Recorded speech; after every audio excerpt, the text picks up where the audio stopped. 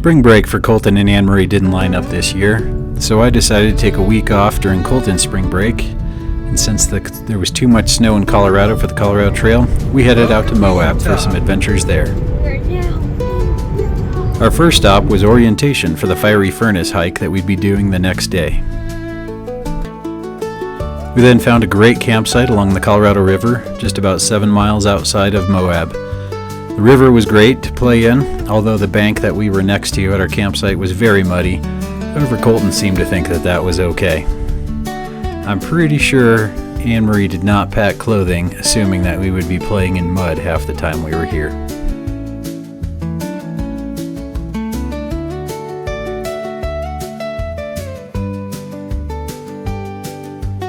Colton wants you to try and spot him in this picture. Good luck.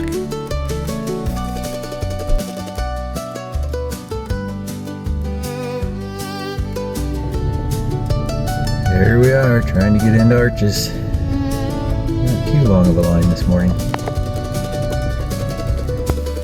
A permit for the Fiery Furnace is really hard to come by. You have to make the reservation 7 days in advance, and the 75 permits a day usually are sold out within seconds. Into the Fiery Furnace.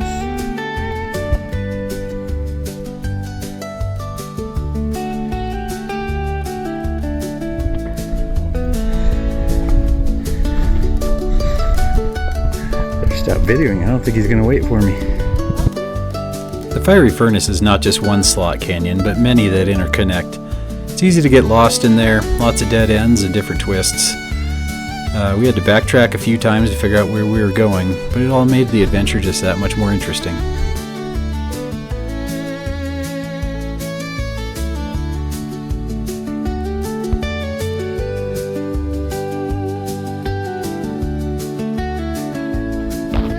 Colton was excited about going through slot canyons to prove that he'd be able to slide through all of them much easier than I would.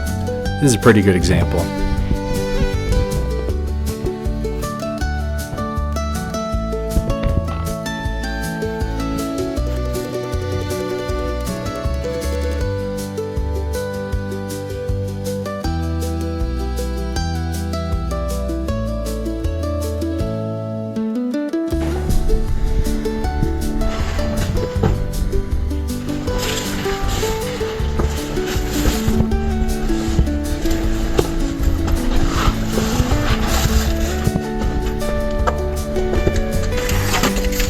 Easy peasy lemon squeezy. Colton found a spot for a lunch break. Cave here. Yeah. Well, snack break. Whatever. This formation is called Skull Arches.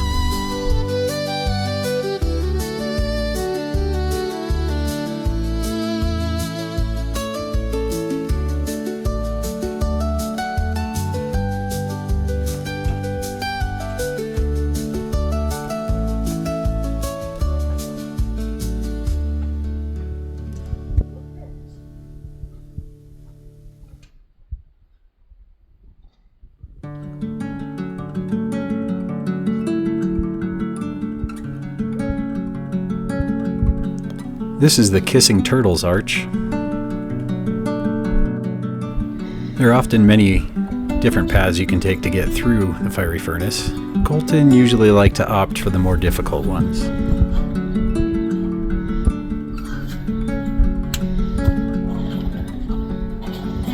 Nice. There we go. I did it. Yeah.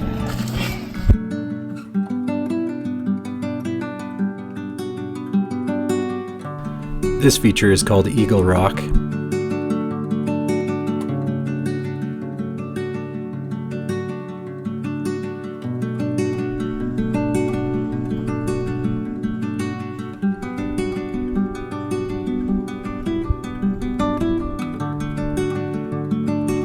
While not an official feature, Colton called this the Derpy Owl. This arch is called Surprise Arch. It is kind of a surprise the way you're just hiking through a canyon and all of a sudden you come across this gigantic arch that you couldn't see until you're pretty much standing beneath it.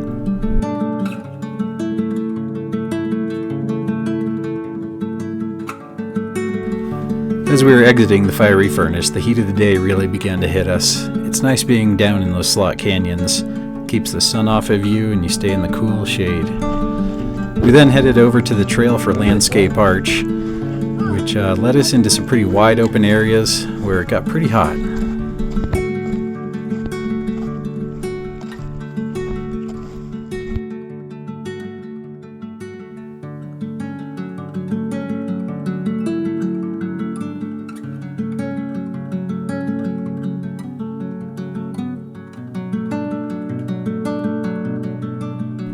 This is an overlook of the fiery furnace area. Just to the right of it is also an area Colton referred to as Bubble Loaf Rocks. We then headed back to camp, had some dinner, and enjoyed the evening as the temperatures finally dropped again, and watched the stars as they each came out. The next day we were headed off to do some mountain biking in what's known as the Moab Brands Trails.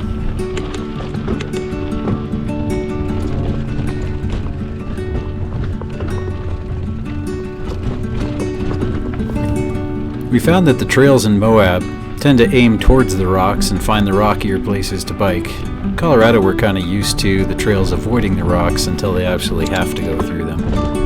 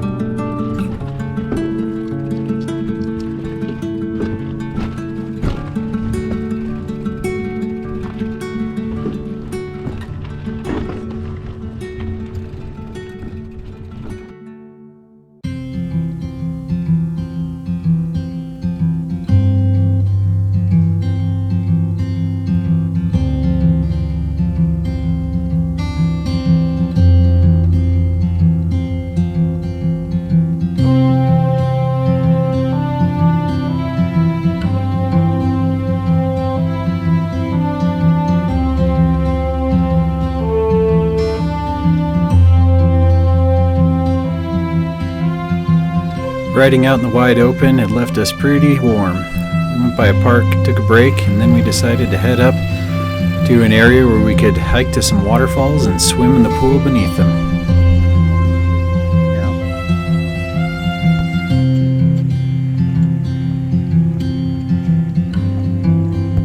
We certainly weren't the only ones trying to escape the heat that day.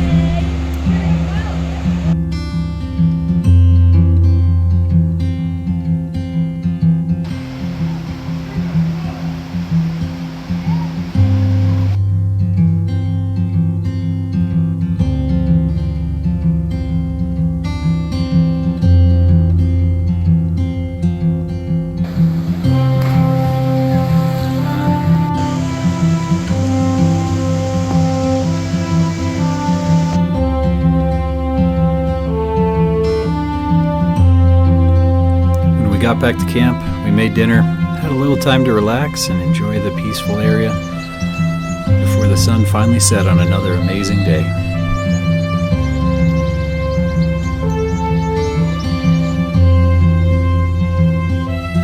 The next day we started off by biking the Clonzo Trail area. Our favorite trail in this was called the Roller Coaster. It had a lot of ups and downs and was a really fun trail to ride. This area was a little more Colton speed, fewer rocks, more just trails that went up and down and rolled around. We had a great time. The weather was a little cooler that day too than the previous one. Oh, and we got to see some fun dinosaur tracks while we were out there too.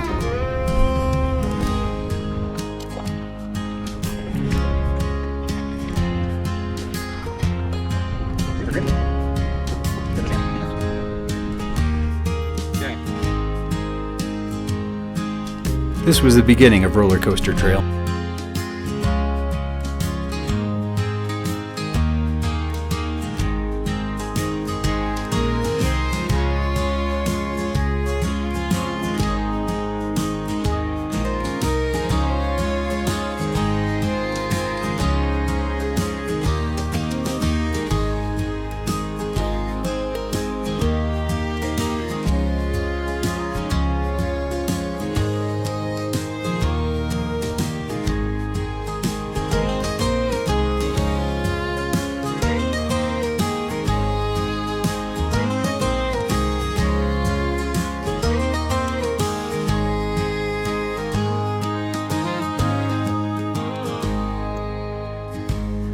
Nice. Second one's better.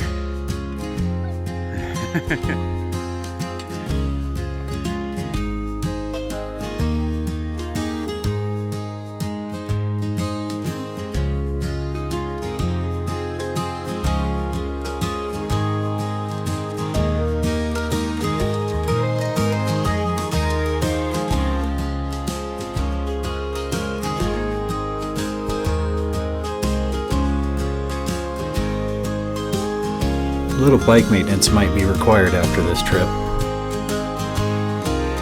Why do you say it was muddy? Because there's mud in it? This area was connected footprint. to a new state park called the Utah Raptor State Park. There's several examples of dinosaur tracks available. You can just walk right up to and see. Entire rock is full of theropods.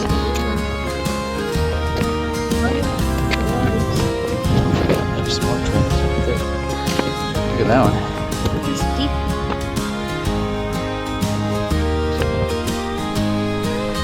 After biking, we filled up on gas, got some ices, and then headed out for a slot canyon with a 50-foot rappel in it.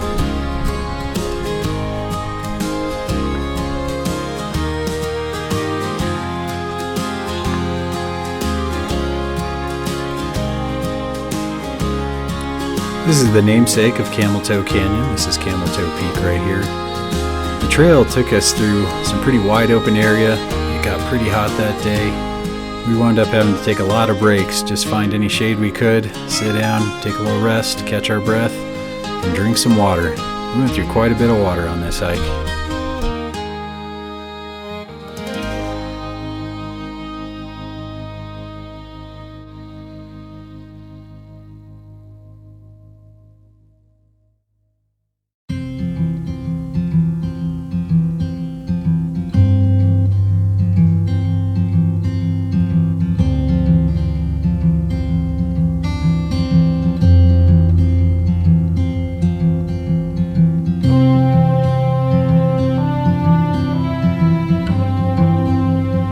Dropping into the slot canyon. We found it. The actual slot canyon portion of this hike is pretty short, but it turned out to be a great starting point for Colton's first slot canyon, especially with a little bit of technical aspect to it. Ooh, that's slippery. Just falling in. We are crossing the lake to the rappel.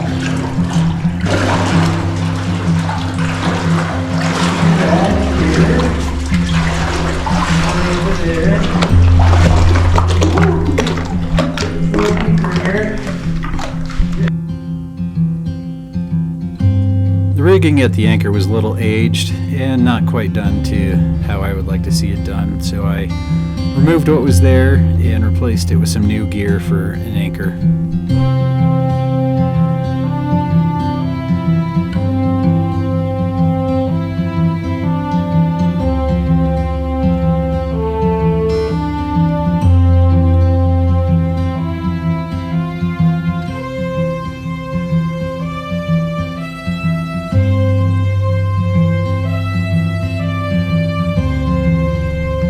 Then it came time for Colton to head over the edge.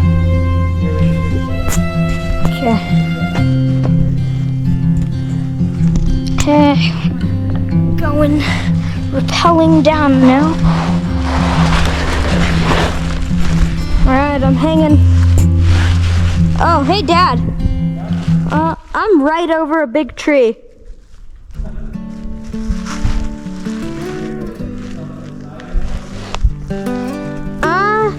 Maybe. Okay.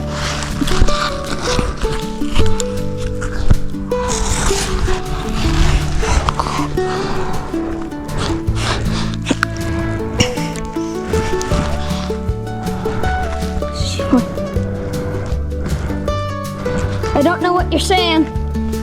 Don't know what you're saying.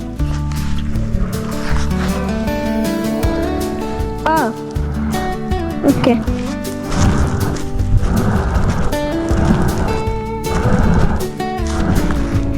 Going down here.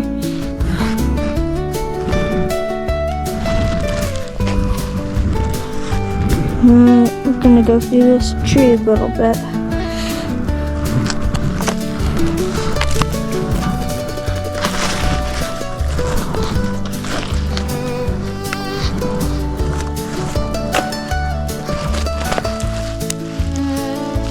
Alright, I'm down. Okay guys, I made it down. As you can see, there's some ground here.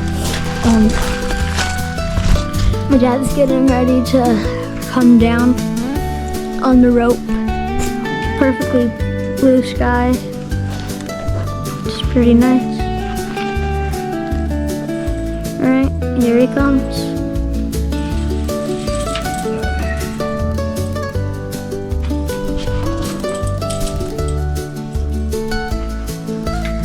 Stopping on that little first ledge that I had to. And he's coming down. Right into the tree.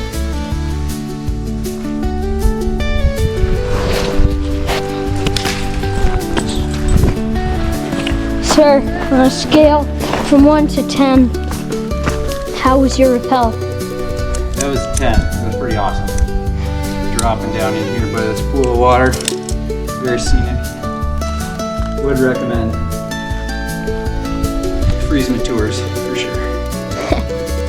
Yeah. How was yours? It was pretty good. You heard the man. It was a 10 out of 10.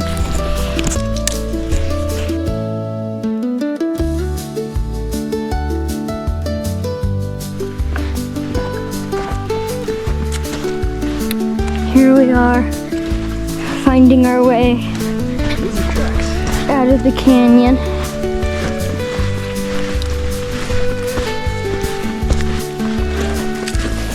My shorts are wet. What? My shorts are wet. Oh, yeah, his shorts are still a little wet from wading through that little water pool earlier.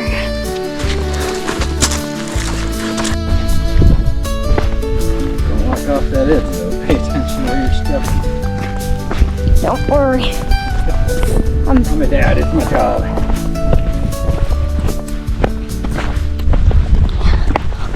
I'm paying less attention to the camera than I am where I'm trying to go. You know it works? That's a good thing. Yeah.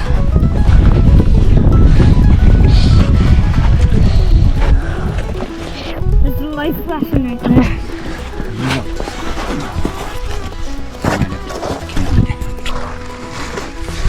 Or hand me the camera. Okay. Whoa. There we go. Here, let's try this. Yeah. A lot of tracks. Really close. Yeah. See if we can figure out where we went wrong. Maybe.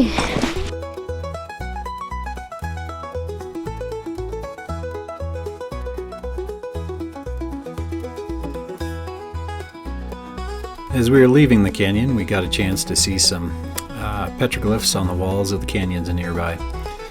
Colton also had a great idea that after this hot hike, we should head on back up to that swimming hole and spend a little time there again. He also decided he really wanted to try jumping off the cliff this time.